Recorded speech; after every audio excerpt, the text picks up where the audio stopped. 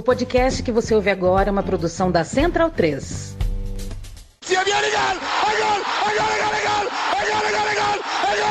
Parte Pino! ¡Qué victoria! ¡Qué victoria!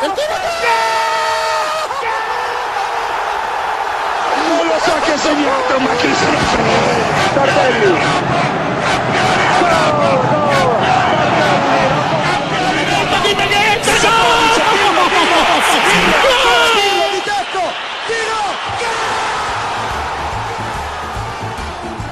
Olá a todos, sejam muito bem-vindos à Cautiopédia, edição de número 36 do nosso podcast. Seja muito bem-vindo se você escuta a gente, graças à parceria com a Central 3. Um abraço para o Leandro e a mim. E sejam muito bem-vindos você também que nos assiste no nosso futebol. Um abraço também para todo mundo no nosso futebol por abrir as portas da casa para a gente. A gente vai chegando agora com a edição de número 36.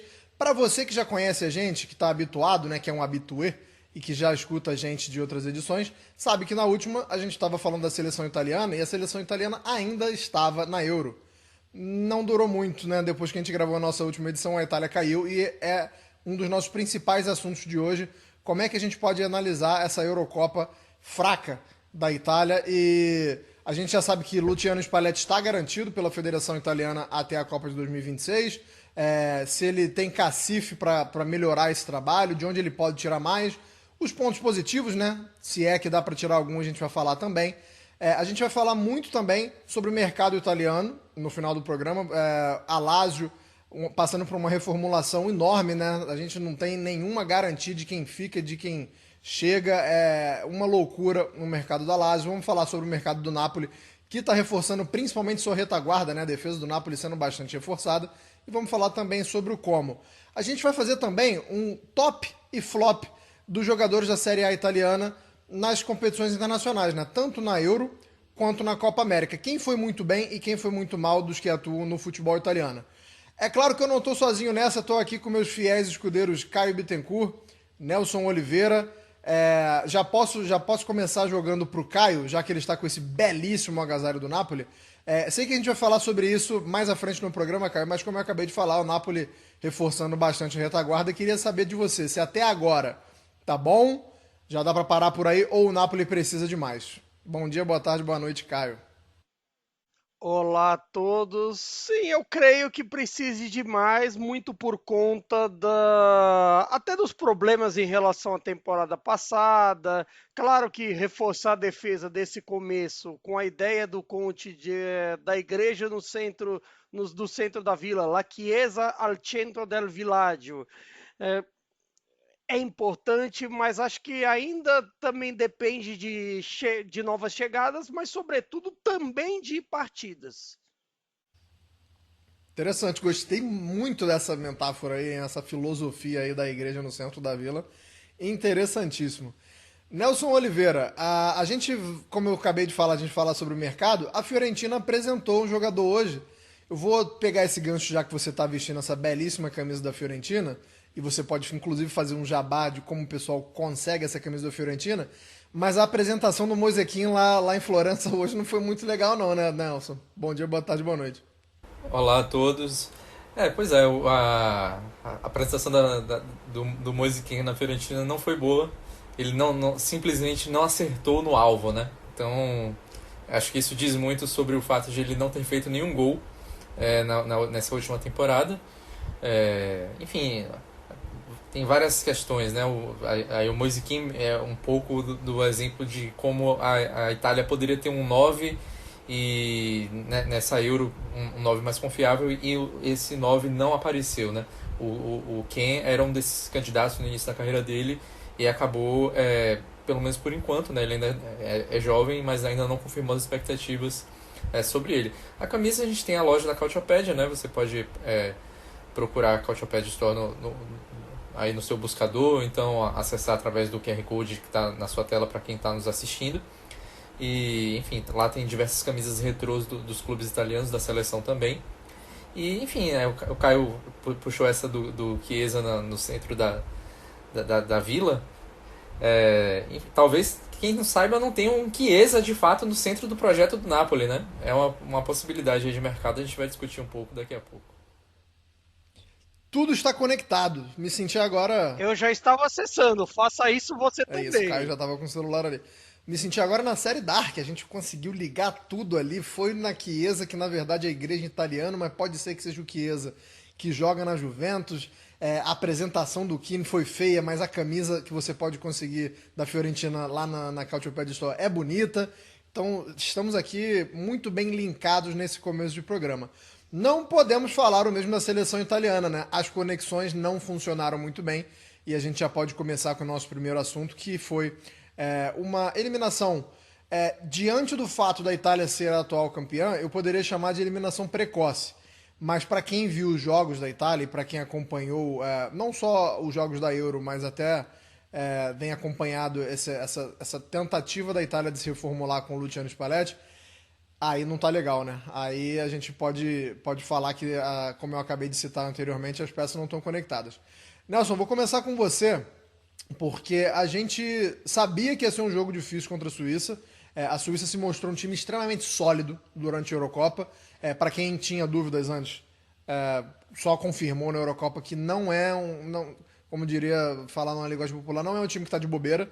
É um time muito sólido, que sabe muito bem as suas limitações e as suas virtudes. E as virtudes da Suíça acabaram eliminando a Itália. Queria que você falasse especificamente sobre por que a Itália foi eliminada e como foi essa eliminação, o que a Itália não conseguiu fazer. A Itália não conseguiu jogar bola. Eu acho que a gente pode passar desse... Beleza, final do programa. Não, brincadeira. Você chamou a eliminação de precoce, eu chamaria de vergonhosa também. Não por ter caído nas oitavas de final, porque, enfim, a Suíça de fato é uma boa seleção, mas pelo que a Itália não jogou, pelo que a quantidade de invenções que o Spalletti promoveu, né, ao longo da Euro inteira. A gente até já tinha discutido na nossa última edição do fato de ele ter colocado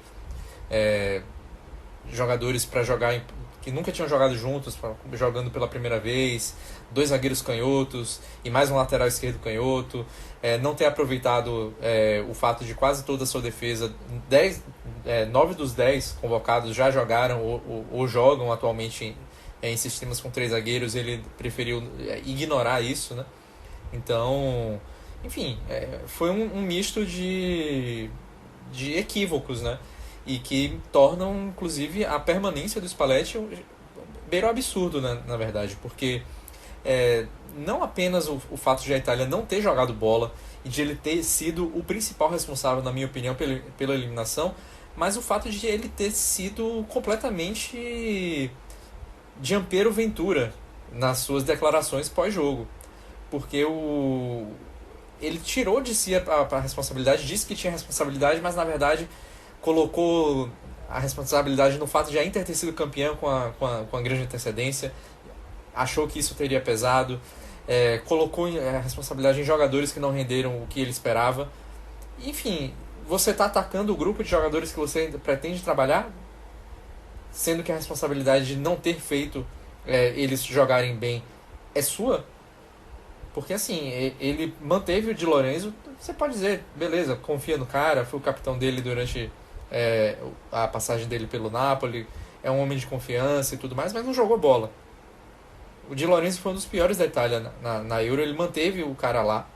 O único, na verdade, que jogava no sistema de 4, ele manteve a defesa com 4 por causa do Di Lorenzo e por causa das suas próprias convicções. E simplesmente protegeu, basicamente, o Di Lorenzo e atacou todo o restante. Eu acho que o grupo da Itália agora, quando voltar a encontrar o Spalletti, vai estar rachado. Eu acho que isso vai ser um problema que ele vai ter que lidar. E, enfim, isso é uma complicação que a Itália não estava esperando, porque a Itália tinha um bom ambiente, vinha até antes da Euro anterior, vinha jogando bem, depois com o título isso veio decaindo, né? E o Spalletti não conseguiu fazer a Itália voltar a jogar bem. Então agora vai ter um monte de gente que não está jogando bem de cara amarrada. E o Spalletti lá e o Gabriele Garavina, que é o presidente da Federação Italiana de Futebol.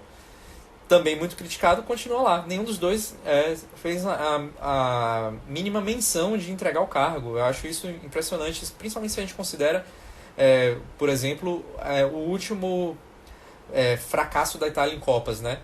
Que na Copa de 2014, o Cesare Prandelli, ele se demitiu depois do jogo contra o Uruguai, sendo que a Itália tinha feito muito mais naquela edição da Copa do Mundo, em que também caiu num grupo da morte.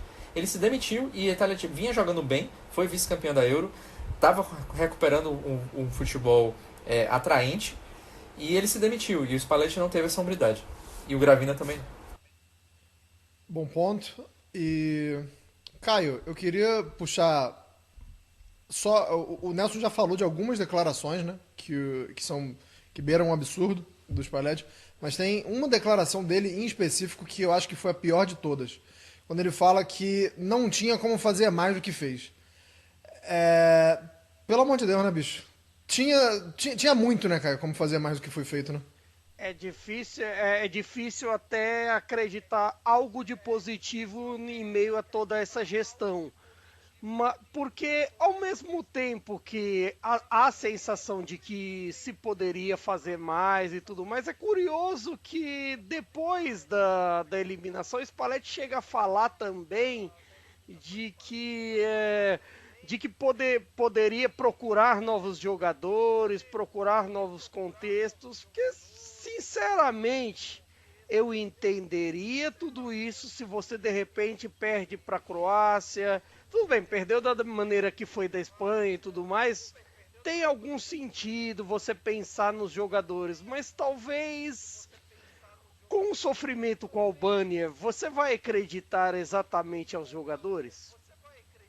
Você vai acreditar exatamente essa questão com a Suíça? É bem verdade que a Suíça já vem com um projeto já desde a Euro 2020, mas você acreditar isso, talvez só os jogadores, é um pouco simplista, mas também ao mesmo tempo é sinal de um Spalletti que estava até nervoso demais em relação ao ambiente seleção, em relação à cobrança, até o cara que era meio domador da imprensa no período de clubes, e aí você pode falar tanto a passagem pela Roma quanto por Inter e Napoli, de certa forma na seleção até o momento ele não conseguiu isso. Eu não concordo com a ideia dele pedir demissão e tudo mais, porque eu acredito que de uns tempos para cá, até em comparação com as outras seleções do panteão da Itália, é até difícil falar em panteão, porque de certa forma eu sinto um pouco o jeito da Itália um pouco arrogante, como algumas seleções da elite, a Itália entre elas, isso vale até para o Brasil, para a Argentina, Inglaterra e por aí vai, uma certa forma de que assim, só a Itália pode evoluir, aí falando da Itália, e os outros não podem. A Suíça não pode evoluir com o know-how da Itália, a Albânia não pode, e ninguém pode, assim, vira um destino manifesto da bola, para citar um termo de história americana. Mas, assim, nesse quesito, eu acredito que uma das coisas que atrapalha um pouco é essas coisas assim de você demolir projetos em toda eliminação, em toda situação de revés. Porque, de certa forma, até estava lendo um resumo da Guerin Esportivo que saiu já para esse mês, julho e agosto, tudo mais. Eles começaram a pensar de 10 para cá o quanto mudou. Muda 10 é o período para 4 anos de Prandelli. Ok, tudo mais. Também teve o fator pedido de demissão, que aí era difícil de manter. Aí você tem o período Conte. O período Conte foi ótimo, foi lindo, com uma seleção até que envelheceu mal. Vale dizer isso, uma seleção que envelheceu mal e deu certo, mas o Conte simplesmente cansou e foi treinar o Chelsea. Aí depois apareceu o inominável, bem, não precisamos dizer o que aconteceu. Apareceu Mancini, um trabalho que deu certo no começo, mas que ao mesmo tempo foi tendo um certo desgaste com o tempo, um certo cansaço, uma certa dificuldade na transição também. E aí apareceu o Spalletti do mais absoluto nada. Todo mundo descobriu que, de repente, do dia para a noite, o Mancini vai para a Arábia Saudita.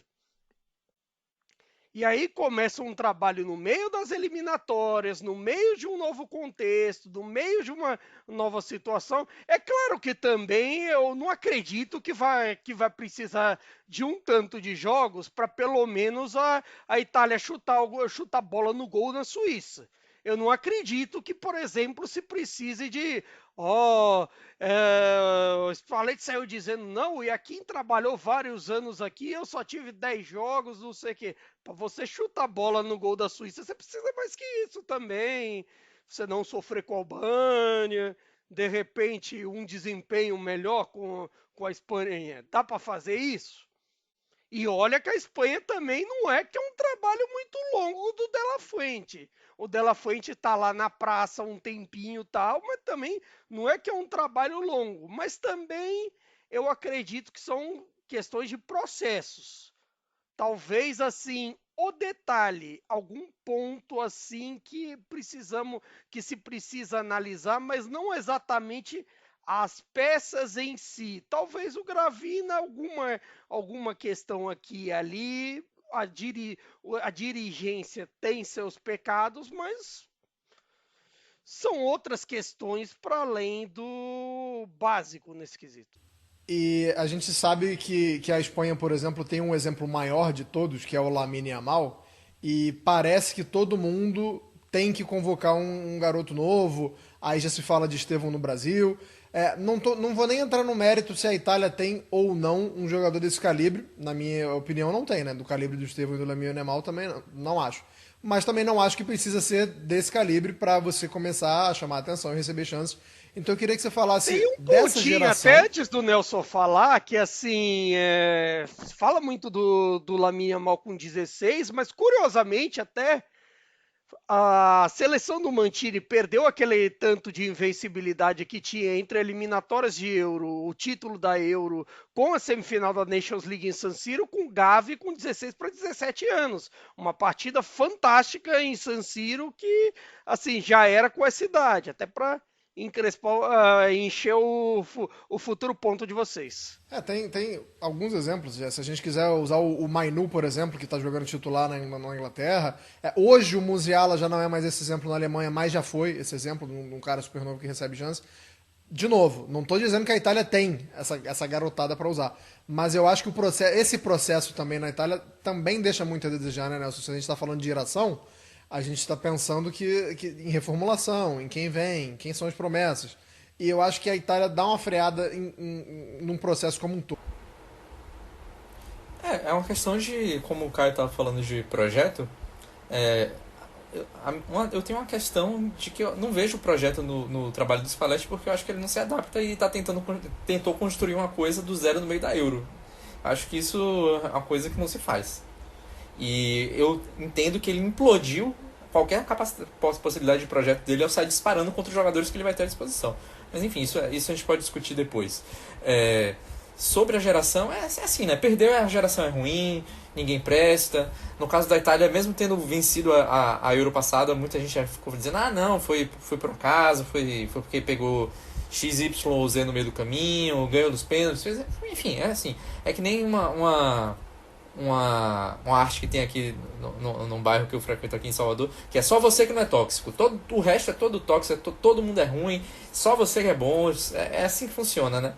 Enfim, no caso da Itália, a questão da juventude, a gente pode... Não precisa, né? Não precisa sair soltando garoto de 16 anos o tempo inteiro. Não é assim que funciona, né? Nem na Espanha, que já tem um certo hábito até de fazer isso, a praxe.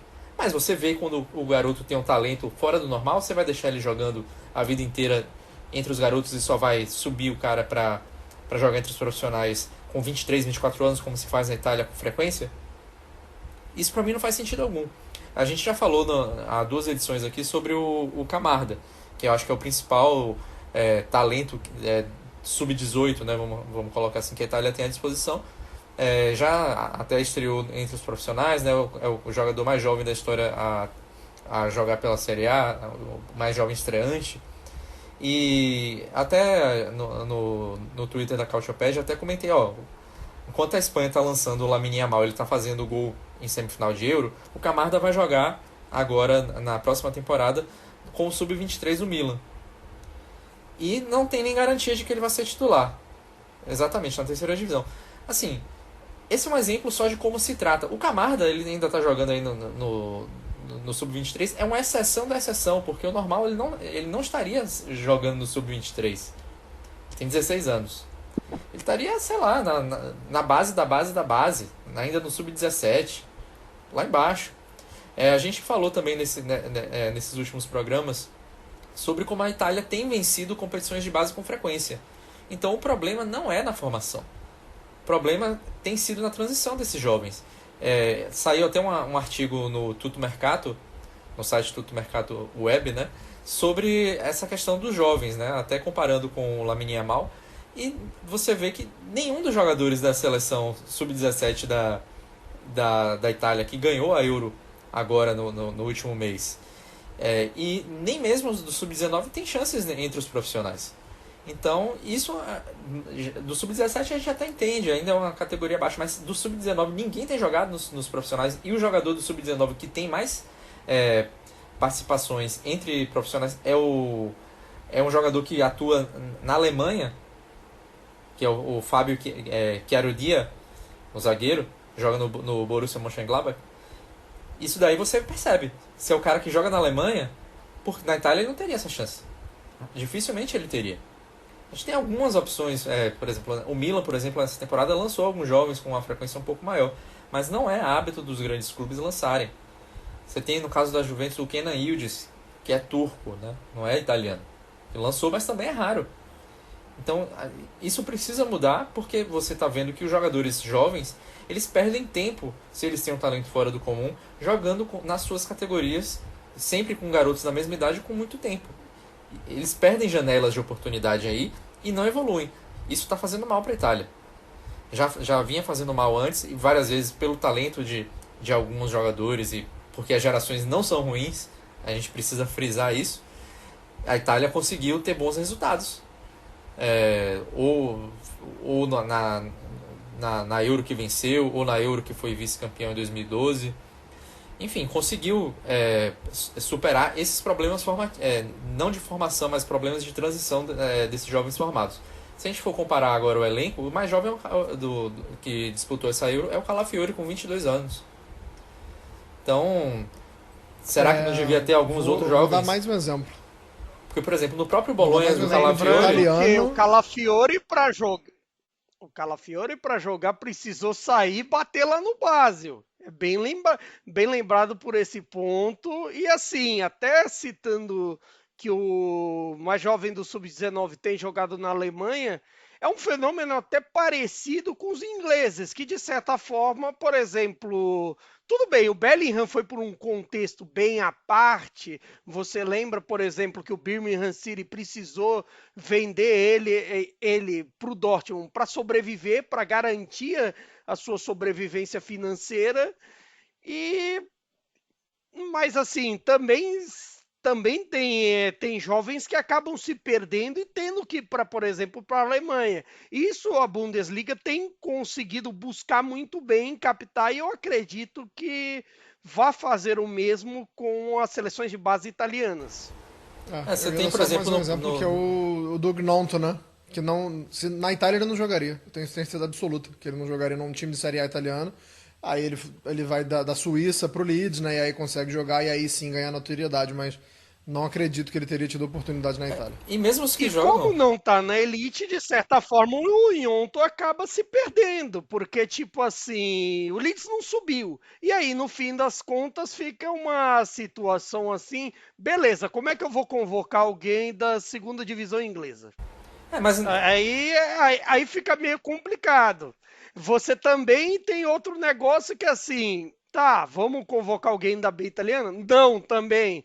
Mas vai convocar alguém que tá na elite? Não tem. Então fica nesse ponto para a seleção. Por isso que às vezes eu acho que até esse discurso que às vezes falam, geração fraca, etc. Às vezes você pode ter um monte de gente badalada, um monte de gente vestindo camisa de grande clube e chegar lá e não ganhar. Não é preto no branco assim. Mas e até tem na Série A, né? A gente tá falando do Calafiori no próprio Bolonha. O Fabian fez uma temporada excelente. Faltou no jogo contra a Suíça, faltou meio campista. Né? Faltou meio campo.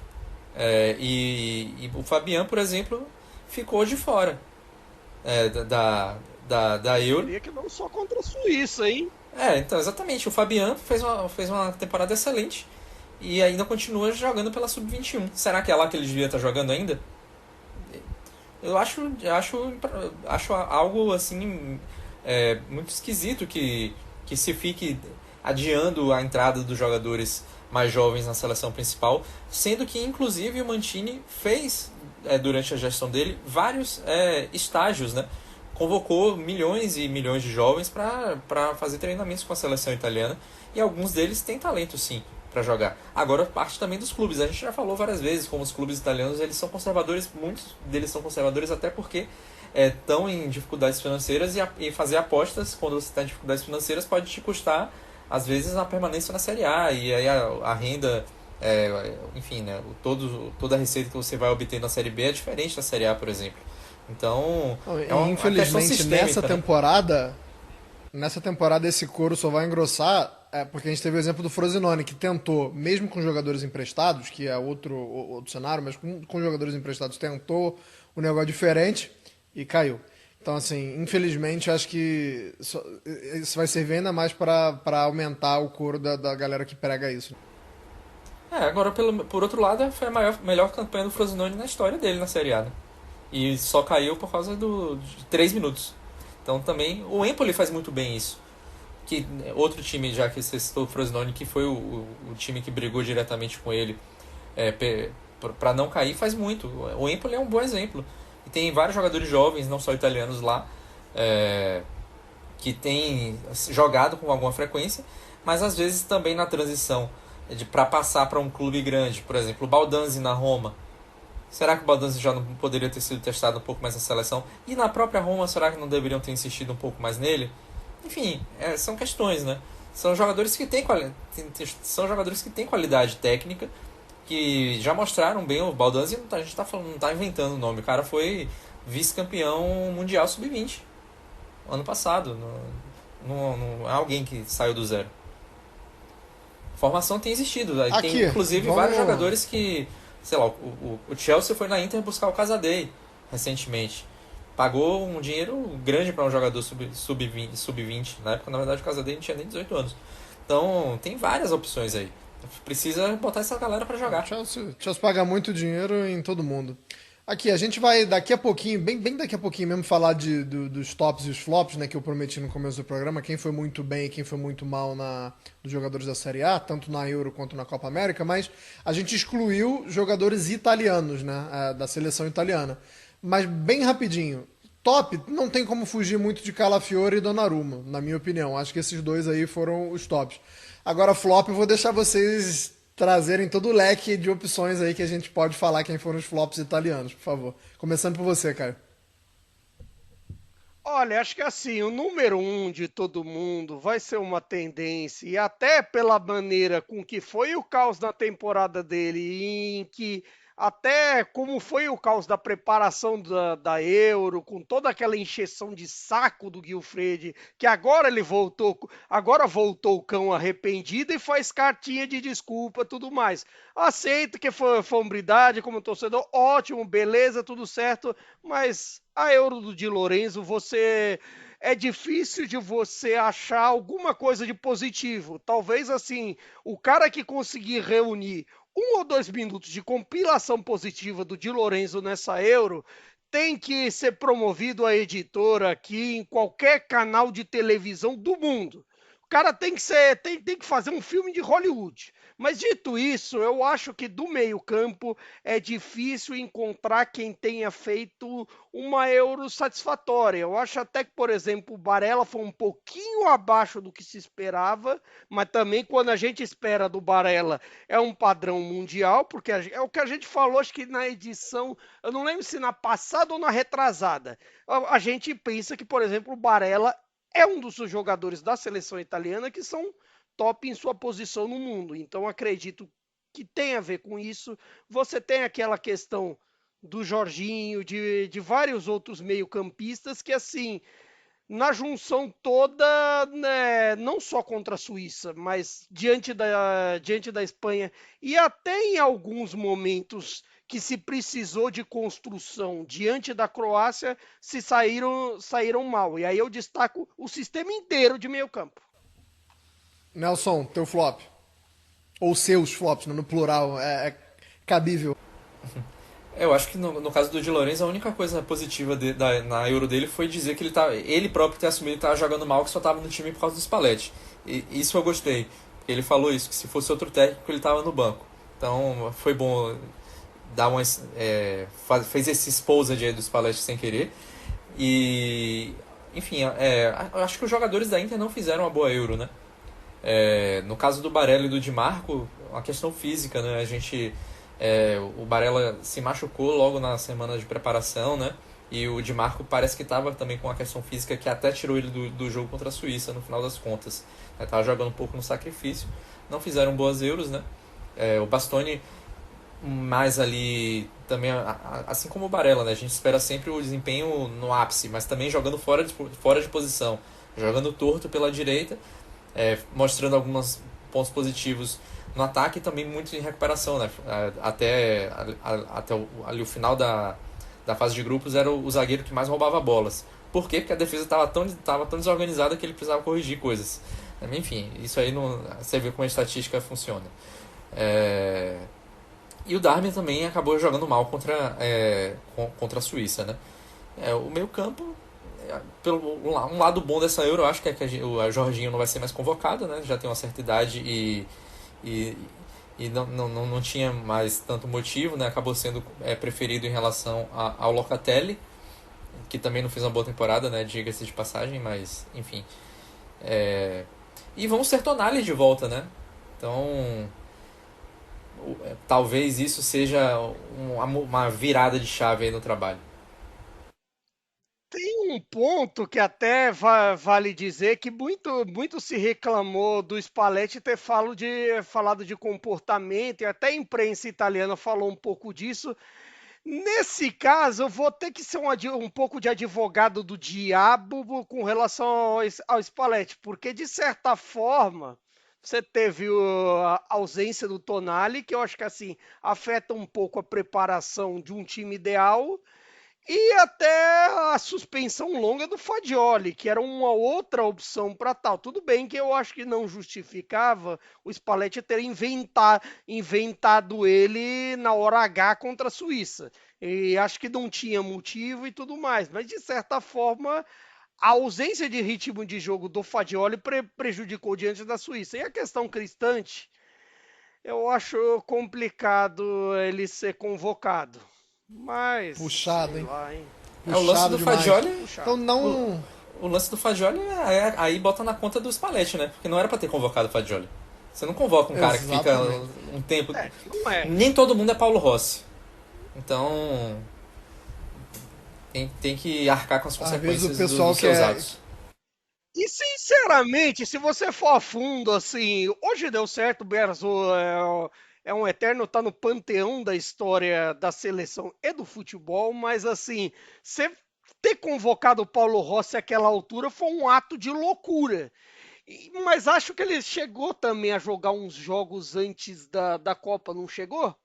Então também tem um pouco isso. E Paulo Rossi já tinha Copa, já tinha sido artilheiro da Série A, é outro departamento. Fagioli podia ser, não tem que ter punição eterna pro cara, mas estava sem ritmo de jogo, deixa pra ele pro pós-euro, vai se adaptando normalmente, mas não era pra chamar. não tem justificativas e tem como a gente se lamentar, mas como o Nelson disse, isso aí foi um problema criado pelos Spalletti, né? Ele não precisava. Muitos flops na seleção italiana. Agora a gente vai chamar você que está assistindo a gente no nosso futebol. A gente vai ter uma artezinha para você saber quem foram, na nossa opinião, os tops e os flops entre os atletas da Série A, tanto na Euro quanto na Copa América. E você que está ouvindo a gente, eu vou cantar todo mundo aqui. Você pode discordar da sua casa, não, brincadeira. Você pode discordar e pode cornetar a gente também nas mídias sociais, mas tá aí a nossa opinião. Não significa que foram os únicos, tá? Pra gente fazer essa lista, por exemplo, a gente bateu cabeça, a gente discutiu, a gente discordou, principalmente na de flops. A lista de flops a gente devia ter pelo menos uns 15 nomes e a gente teve que dar uma reduzida. Mas vamos lá, quem a gente acha que foram os maiores flops, né? Que jogam na Série A, tanto na Copa, na Eurocopa quanto na Copa América.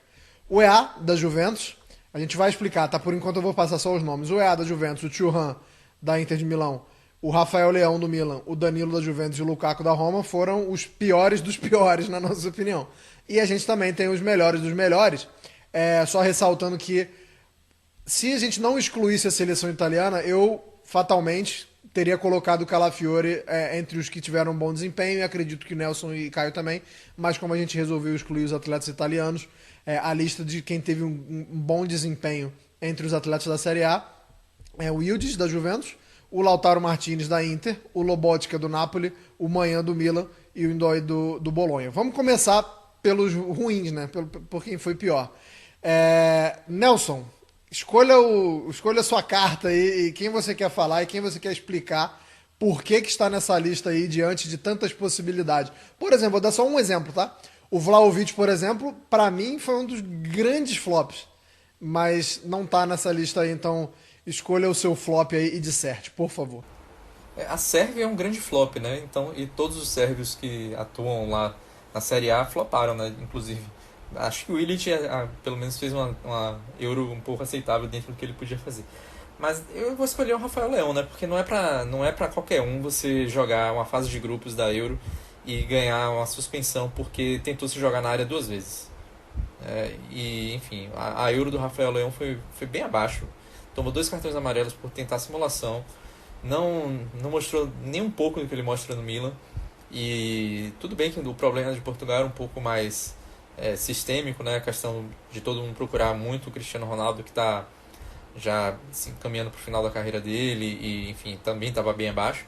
Mas para mim o Rafael Leão podia mais. Podia ter talvez chamado um pouco mais a responsabilidade e não precisava ficar jogando na área o tempo inteiro.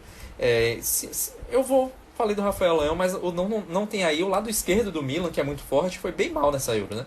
O Theo Hernandez também fez uma Euro muito opaca, né? Chegou até a semifinal com a França, mas um futebol bem abaixo também do que ele mostra no Milan. Os dois laterais, né, esquerdos, né, inclusive, da dupla de Milão, existe até uma rivalidade, né? Da torcida do Milan com a torcida da Inter, as duas ficam lá discutindo quem é o melhor da cidade, quem é o melhor do mundo, qual não é. E os dois foram bem mal no final das contas. E acho que dava até pra gente incluir, falando do outro lado, né, do lado direito, dava pro Dumfries tá nesses flops aí também, estava na nossa lista inicial. Caio Bittencourt, pegue seu flop e seja feliz. Olha, vou até citar uma inconfidência que a gente, na hora de programar o programa, de certa forma programar as pautas, a gente acabou discutindo o Lukaku, porque assim, oficialmente o Lukaku agora é jogador do Chelsea, pelo menos por enquanto, ao que tudo indica, vai assim, tudo bem, ele tá prometido para o Napoli, etc., mas enquanto não tem negócio, ele é jogador do Chelsea.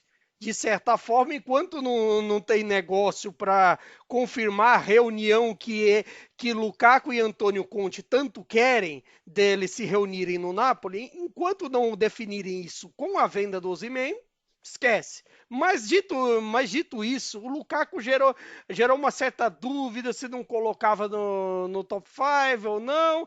E a gente decidiu que sim, porque, de certa forma, a Bélgica foi decepcionante. O desempenho dele acabou por ser decepcionante até participando menos do ataque do que deveria, menos incisivo do que costumava ser com a seleção belga. É bem verdade que o coletivo não ajudou e tudo mais. E até ressaltando, uma das dúvidas que a gente estava aí, tá um rapaz que a gente pensou em colocar aí, mas preferiu colocar o Lukaku, que é o Barak, tcheco da Fiorentina, que fez uma Euro com a Tchequia desastrosa. Desastrosa porque quando entrava mal e incidia pouco. E a única coisa que entrou foi nas pernas do adversário turco para levar o vermelho num jogo decisivo, que foi aquele Tchequia e Turquia, em que, de certa forma, ali você pode até fazer um gancho com os principais nomes turcos dessa Euro. Que, tirando o Arda Güler, teve gente conhecida nossa, o Çalhanoğlu jogando muito bem e o Yildiz um espetáculo, um crescimento formidável nessa Euro, vai chegar na Juventus assim com outro status. Eu vou falar bem rapidinho dos flops que não foram escolhidos por vocês, porque chama a atenção que a gente teve o EA e o Danilo, e ambos são da Juventus, mas como o Nelson já citou, a Juventus também tem sérvios que foram muito mal, né? Tem o Kostic e o Vlahovic que não foram bem. Tem o Rabiot, que também não foi bem. Então, assim, dava pra fazer um top 5 de flop só com a Juventus, mas a gente achou que ia ser muito exagerado e acabou ficando o Danilo e o Thuram aí. Eu acho até que o Danilo ele é bem honesto quando ele expressa o que ele pode oferecer para a seleção brasileira, quais são as preferências dele, e onde ele prefere jogar tanto na Juventus quanto na seleção, o que ele pode agregar. Mas acho que é justo que esteja aí, porque a gente está falando de um cara que é capitão da seleção brasileira e é um cara que é uma liderança importantíssima na Juventus também, com faixa de capitão. Então, o holofote é maior, então acho que se justifica colocar ele ali. O EA, sendo muito breve, foi expulso num jogo que definiu a eliminação dos Estados Unidos, né? O EA foi expulso no jogo contra o Panamá, que foi um jogo que os Estados Unidos não vou dizer que não planejava perder, porque ninguém planeja perder, mas era um jogo tido como pontos acessíveis, e foi graças a isso que os Estados Unidos não conseguiu passar da primeira fase. E o Thuram, meu Deus, acho que também se justifica porque vem de uma temporada muito boa e fez uma Euro péssima. E não foi por falta de oportunidade, viu? Deschamps deu as oportunidades, ele não aproveitou. Vamos fazer o mesmo esquema com quem foram os tops, mas dessa vez eu vou começar com o Caio. Caio, escolha entre para dissertar aí sobre o Yildiz, o Lautaro, o Lobotka, o Manhã ou o Ndoye. Eu vou, assim, como o Yildiz eu acabei já falando, vou acabar citando de dois casos, especialmente do Ndoye, que assim, se a gente teve, de certa forma, uma Juventus lá que a gente tinha dificuldade de escolher os flops, do Bolonha a gente teve dificuldade de escolher os tops, porque vale você citar também, poderia ser o Ebischer, que foi muito bem, poderia ser o Post, que quando a Áustria teve bem na primeira fase, foi muito bem, e de certa forma o Ndoye, com muita participação ofensiva, com muita participação ali no ataque, foi talvez o melhor nome do time suíço dentro da turma da Série A. E, de certa forma, promove um crescimento, e eu acredito que tende até a ser mais utilizado nesse Bolonha com o italiano. E o Lobotka, de certa forma, assim, premiou a boa relação que sempre teve ele e o Calzona no Napoli, porque, de certa forma, o Lobotka foi um dos que se salvaram no desastre que foi a temporada 23-24 do Napoli. É bem verdade que bem sobrecarregado defensivamente, e nessa questão eslovaca, acabou que ele não foi menos sobrecarregado, mas ainda assim distribuía bem o jogo e participou bem de um bom time da Eslováquia, que fazia um jogo decente até contra a Inglaterra, mas para citar um outro flop, resolveram colocar o Guiomber, aí estragou tudo. E, de certa forma, até o Lobotka foi o nosso escolhido, porque também vale destacar positivamente a Euro do Kvaratskhelia, que participava muito bem do jogo, construía muito bem com o Mikhail Tatsi, e fazia o papel dele de líder. Claro, dividiu a liderança bem com o Mikael Tatsi, mas participou bem e com mais de uma função que pode até mudar o mercado do Napoli, até mudar as ideias do Conte. Muito possivelmente. Bacana que eu pedi um top pro Caio, ele me deu 2,5, porque ele falou do Kvaratskhelia ainda. Nelson, pode falar do Manhã e do Lautaro se quiser adicionar também, porque como eu falei antes da introdução do tema, a gente tinha listas maiores e deu uma reduzida, então sinta-se livre também para fazer as famosas menções honrosas. Né, Lautaro, simplesmente o artilheiro da Copa América, né? Acho que mantendo, né, a sua fase artilheira aí, né? Já que foi artilheiro também da Série A. E acabou perdendo de novo a vaga, né? Pro Julián Álvares na fase de mata-mata, mas é uma dúvida que o Scaloni tem muito bem, né? Ali para poder trabalhar, você tem dois grandes centroavantes ali, então acho que é justo ficar rodando, né? Não chega a ser um demérito não, né? Não, e a Argentina, dos últimos tempos, tem produzido muitos grandes centroavantes, né? Na época que tinha o Agüero e ficava ali um revezamento Agüero, Tevez e outros, né? Então faz parte, acho que até os jogadores argentinos também já estão um pouco acostumados com isso. E, enfim, o Manhã acho que fez uma Euro razoável, né? A França teve uma defesa muito boa, também é uma questão ali sistêmica. Por outro lado, o Pavard sequer entrou em campo, né? Então... mesmo depois de ter feito uma temporada muito boa pela Inter, inclusive tem saído até os rumores de que ele pensa até em se aposentar da seleção por causa dessa, não vou dizer atritos, mas enfim, não tem uma relação muito boa com o Deschamps, né? O Deschamps não o considera como o provável titular, ele até tem jogado também num sistema de 3 zagueiros, tem preferido jogar como zagueiro, então ali já não cabe tanto no sistema do Deschamps, então talvez seja bom para a Inter, né, ter um jogador mais dedicado, enfim. E citaria também a galera da Romênia, né? O Mihaila, que vai jogar agora a Série A pelo Parma, o Man também pelo Parma, e principalmente o Marin, que volta agora pro Cagliari depois de 2 anos emprestado ao Empoli, que foi um dos principais jogadores ali do meio campo da Romênia, né, que fez uma ótima fase de grupos, acabou contra a Holanda não indo tão bem, né? O Reinders também acho que fez uma boa Euro ali dentro do possível no meio campo da Holanda, ali substituindo o Koop Meiners, né? Que fez falta demais para a Holanda, principalmente no jogo contra a Inglaterra. Então acho que seriam esses aí os que eu citaria. E o Suslov também não foi muito usado.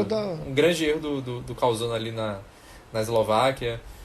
Enfim, poderia ter tido mais. Vou trazer um top bem aleatório aqui que estava na nossa lista. O Bijal da Udinese também, eu não lembro qual foi uma Euro boa, mas teve um jogo específico que ele arrebentou, foi muito, muito bem. Foi o último jogo da fase de grupos, eu não vou lembrar agora contra quem foi. Mas vamos falar de mercado, então? Contra a Inglaterra, obrigado.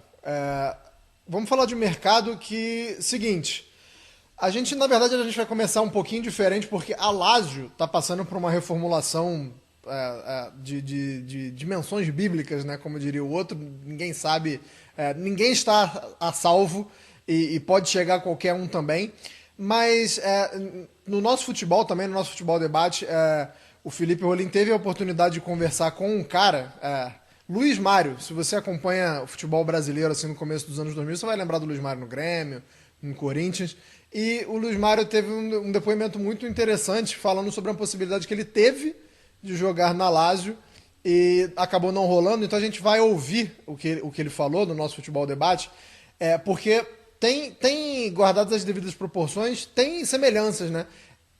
Na época que ele cita isso, que foi em 2004, a Lazio também passava por uma reformulação muito grande e acho que o panorama é parecido agora, então a gente vai ver um trechinho do que ele falou no nosso futebol debate. Quando você jogava no Vitória de Guimarães para vir para o Atlético Mineiro. E aquele era um galo estrelado.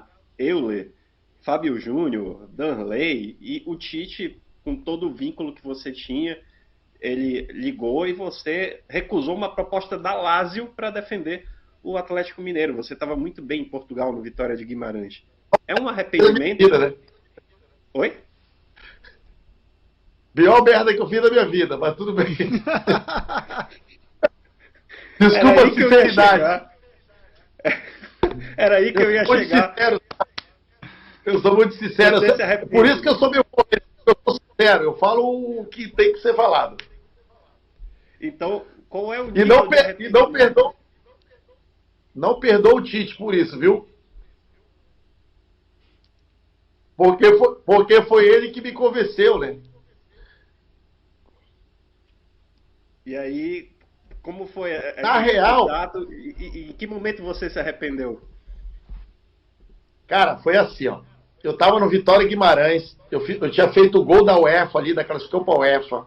O Vitória Guimarães estava mais de 10 anos que não classificava para a UEFA, para jogar uma UEFA. Eu fiz o gol no finalzinho do jogo.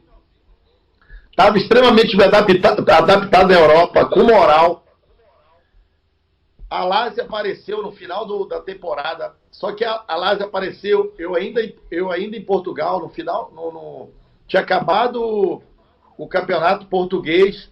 Eu fiquei mais uns 3 dias lá em Portugal, fazendo compra, passeando um pouquinho ali com a família.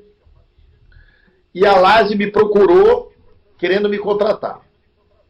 Nisso, num desses dias, me liga o Tite à noite. Aí atendi, eu estava jantando. Luiz, tudo bem e tal? Ô, professor, tudo bem? Resenha, vai. Você precisa vir para o Atlético Mineiro. Você é fundamental no meu esquema. Você não jogou na seleção brasileira, tu tem que ir para a seleção. Eu vou formar uma seleção aqui. Tu já viu aí, pode olhar quem eu estou contratando. Darley, Rubens Cardoso, Amaral, Evanilson do Borussia, Euler, Fábio Júnior, Fábio Baiano, Rodrigo Fabre. Falei, porra, não preciso nem ir para a seleção, né? Esse time já é uma seleção, né? Aí fiquei com o professor, mas tem um problema. Eu tenho uma proposta da Lazio, da Itália. Ele falou, não, tu não vai para Lazio. Eu estou mandando aí os diretores do Atlético Mineiro conversar contigo em Portugal. Cara, ele não deixou chegar nem no Brasil. Pegaram o voo, chegaram no outro dia, sentaram comigo. Tá, qual é a proposta da Lazio? Essa aqui. E a proposta era muito boa da Lazio, era 4 anos de contrato. E aí eu peguei e mostrei a proposta, né? Pô, essa proposta, estou adaptado na Europa, meu primeiro ano foi muito bom aqui no Vitória Guimarães, tal. Os caras falaram assim, ó, eu dobro a proposta. Aí eu balancei, né? Olhei, pensei, falei, vou falar com meu pai, o meu pai, eu escutava muito meu pai. Liguei pro meu pai falou assim, eu acho que tu não tem que voltar pro Brasil, não. Já conquistou as coisas no Brasil, já foi campeão da Copa do Brasil. Eu acho que a tua vida é na Europa. Vai morar na Itália, vai jogar na Lazio.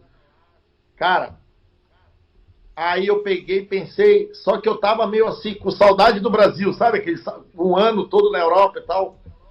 E eu tinha um sonho de jogar na seleção brasileira, né? Eu falei, cara, porra, o Atlético Mineiro tá formando um timaço. Se eu for bem ali, eu vou certo pra seleção.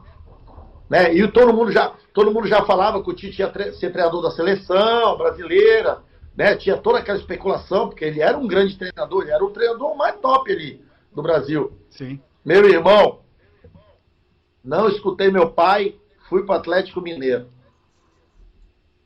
O Atlético caiu, nós caímos para a segunda divisão. Cara, eu fui do céu para o inferno em um ano. Que doideira. Nós caímos. Eu chutava a bola, dava nas 2 traves e saía. Eu nunca vi um time tão zicado na minha vida. Meu Deus do céu.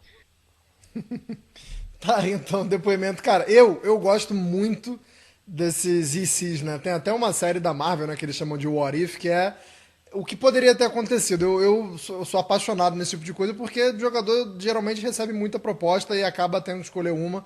Então a gente acabou não vendo o Luiz Papaléguas, né, como era conhecido, na Lazio. E agora a Lazio, como eu disse, tentando reformular. Nelson, fala um pouquinho dessa reformulação da Lazio. A gente já tem nome chegando, mas hoje, por exemplo, o Fabrício Romano, e é sempre importante falar que ele tem uma taxa de acerto muito grande, mas não significa que a negociação é oficial. E o Fabrício Romano cravando que o Immobile está no caminho do Besiktas. Então fala um pouquinho sobre isso e essa reformulação da Lazio, por favor.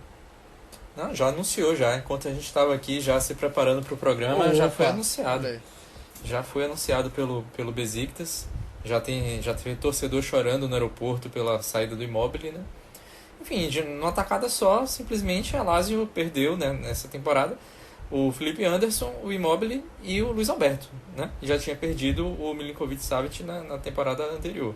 Então, é simplesmente reformulação total na Lazio. E é uma reformulação que vai ser difícil, porque o nível dos jogadores que estão sendo contratados não é o mesmo, né? Não são jogadores consagrados, longe disso. Você tem o Tchalná, que foi rebaixado com a Salernitana, foi um dos poucos que se salvaram, mas é uma aposta. E tem o Noslin, que também chegou no Verona em janeiro e foi um dos principais responsáveis por fazer o Verona não caírem para a Série B. E será treinado pelo Marco Baroni, que foi o técnico do Verona nessa campanha, né? Primeira vez que o Baroni vai treinar um time maior na Itália. Tudo bem, o Verona tem um Scudetto, mas um a menos do que o Lazio, mas não dá para comparar os tamanhos dos times, né? Então vai ser uma temporada muito difícil. Tem gente que acha que a Lazio não vai competir por competições europeias, né? Que não vai brigar por isso. Ainda está muito cedo. A gente sabe que o Lotito não gasta dinheiro com contratações. Tem se falado no Nuno Tavares como reforço para a defesa do time, né? É bem provável que vai acertar, né? Tem mais de uma fonte falando que as negociações estão bem avançadas. Mas, enfim, a Lazio vai precisar se dar uma reinventada, e eu acho que a busca da Lazio nesse momento é uma busca pelo coletivo. Era um time que tinha individualidades muito fortes que formavam esse coletivo, né? Que lideravam esse coletivo na Lazio até antes do Sarri mesmo, e agora é um time muito mais operário. Então, se continuar nessa toada, a gente vai ver se esse time operário vai se sobressair e conseguir brigar por vagas europeias, ou se simplesmente vai ser um time de meio de tabela. E, enfim, o que seria uma decepção para a torcida da Lazio, que há 2 temporadas não vou dizer que estava comemorando, mas que estava se surpreendendo com o vice-campeonato da Série A. Tava jogando a Liga dos Campeões esses dias aí, mas só para passar a régua nesse assunto, você falou que o Lotito não é de gastar e tá perdendo toda essa galera importante e grande na história sem uma grande venda, com exceção do Milinkovic-Savic, mas os outros 3, assim, o Felipe Anderson final de contrato, o Luiz Alberto acho que foi 10 milhões de euros, alguma coisa assim, então nem fez o caixa para ajudar na reformulação. Caio, fala um pouquinho da reformulação na parte da defesa do Napoli, né? A gente só vê o Napoli até o momento, por enquanto, anunciando e encaminhando contratações para o setor defensivo.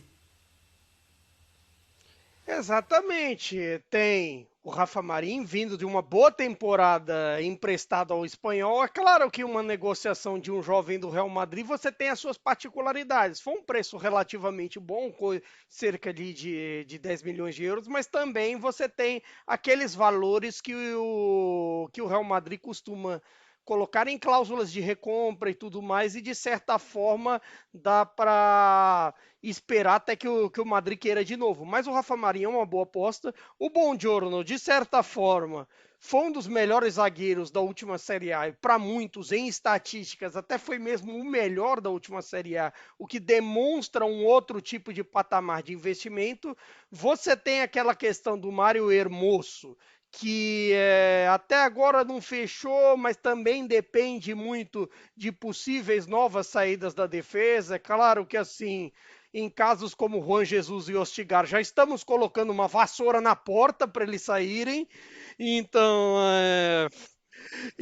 de certa forma, se explica. Mas, assim, tem isso. E o Hermoso, você tem um certo ponto que, assim, nos últimos dias se falou muito dele na Inter. Mas, assim, Até citaram agora, nesse momento, que a Inter poderia apostar num jovem colombiano, no Cabal do Verona, que poderia também ser um bom reforço e até um preço um pouco mais baixo. Porque, embora o Mário Hermoso esteja sem contrato após ter saído do Atlético, você imagina um mundo de comissões, um mundo de dinheiro para ele e para o seu agente por serem free agents. E claro, no fim das contas, tudo depende do que vai fazer o Osimhen. O que vai fazer o Osimhen pode custear mais jogadores para o Napoli ou não também, até pensando num reforço de meio campo, porque assim fica dependendo muito de como o Conte vai trabalhar, se vai ter a ideia de um meio armador agora com as saídas do Zilinski e a saída de quem nunca veio, que foi o caso do Traoré. E a gente fica na dúvida também, até por exemplo, porque nessa Euro que o Kvaratskhelia foi utilizado até jogando por dentro. Será que de repente o Conte vai acabar testando ele por dentro? Não se sabe. Mas também, no fim das contas, tudo depende da saída do Osimhen. Não que assim, o Napoli não tem dinheiro. Tem, mas de certa forma, vai assim, até em termos de inscrições para o campeonato e tudo mais. O Napoli não joga a Europa esse ano, mas normalmente você tem essas inscrições e até para você não deixar alguém insatisfeito no elenco, você tem que vender e, claro, repor, assim, a roda vai girando. Está tudo nas mãos do Osimhen. A gente vai chegando ao fim, então, da edição de número 36. Muito obrigado a todos que acompanharam a gente até aqui, que nos ouviu, que nos assistiu. Eu vou deixar aqui, eu vou me despedir, mas para quem está acompanhando a gente no nosso futebol, vai ver o que eu citei, como foi a apresentação do Moise Kean. Lamentável, catastrófica. Para você que está escutando a gente, vai lá no Twitter da Cautiopédia, que o Nelson ele acabou repostando ali o vídeo. Nada mais é do que o Kean tentando chutar a bola em um alvo. Se nem com chuteira o cara consegue chutar uma bola no gol, não à toa foi 0 gol nessa temporada, aí ele vai botar um tênis ali, parece uma ratazana. Para quem tá escutando, para quem tá assistindo a gente no nosso futebol, já dá para ver aí toda a finesse, toda a classe do Moise Kean. E cara, um monte de criança olhando, eu imagino só aquele burburinho, a criançada assim. Olha só o chute dele. Olha só que bosta. Foi essa a apresentação do Moise Kean, como eu disse para você que tá escutando a gente no nosso podcast. Cara, não deixa de ir lá não, tá? No Twitter da Cautiopédia, porque vale muito a pena. É com isso aí que eu me despeço. Um abraço a todo mundo. Muito obrigado mais uma vez pela audiência. Arrivederci, tchau.